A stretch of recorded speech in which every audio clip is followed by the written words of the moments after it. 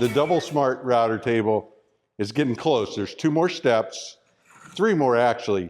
The next one will be the miter track, which I'll cut across here. That'll be an easy one. It's a 3/4, and I'll just run it through the router table, make quick work of that. And then putting in the 20mm holes, the MFT holes, plus the extra row around the edge. And then the third step is detailing it, just cleaning it up, putting my 45 on the edge all the way around, just to make it smooth and clean. And cutting out the stepped drop-ins for the router plate. I had the pattern that I had made when I did the single, and this worked perfectly. It was a perfect fit, except I had squared the edges out, and I decided I wanted to round them just a little bit. So this is the single that I used this to make the double step drop in. And you can see it rounds a little bit because of the bushing on the router, but I wanted a little bit more. It was a little squared out. So I made a second one, and I went ahead and did my layout, but then I took a hole saw and cut the corners a little bit more round so that the bushing then would follow that. And that gives me this rounded edge. It's not a perfect fit, I just did it by eye, but it definitely fits this a little bit better. Not necessary, it's just purely aesthetic. If you'd like to get a detailed set of plans to build yourself a miter saw extension, a smart bench, a smart station, any of the accessories like the smart cart that work with the system, or the smart wood shop itself, you'll find the link in the description of this video down below where you can go purchase plans or packages of plans and download them instantaneously 24/7, 365. To make the first cut, the step in, which creates the lip to hold up the router plate, I cut that with a 1/2-inch upcut spiral and the appropriate bushing, which then gives me 3 millimeters overall, or 1.5 millimeters on each edge, more than the pattern, but then the depth is whatever I set it at. So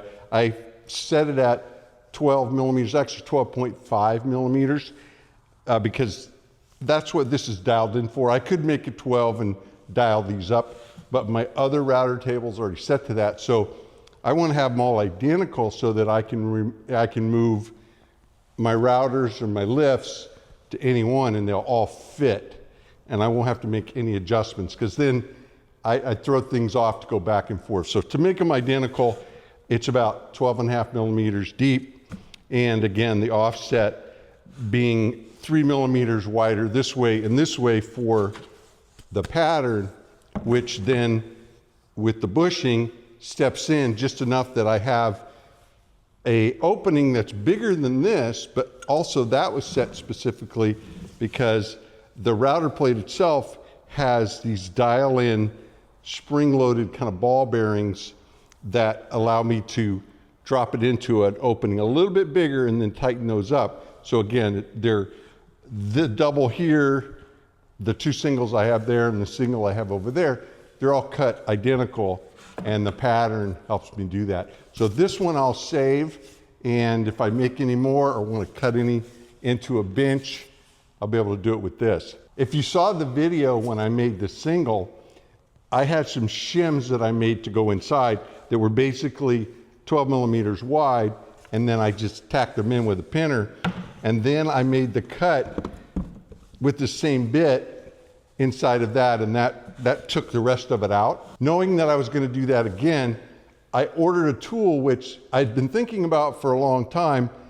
I wasn't sure if they made exactly what I needed, but I found it and I ordered it and I used it, and that is this 30 millimeter bushing. 30 millimeters on the OD on this, and then I used a 6 millimeter cutter, so the differential from 30 to 6 is 24, and of course we're only dealing with half of that, so that's 12. So that gives me my 12 millimeter lip with this.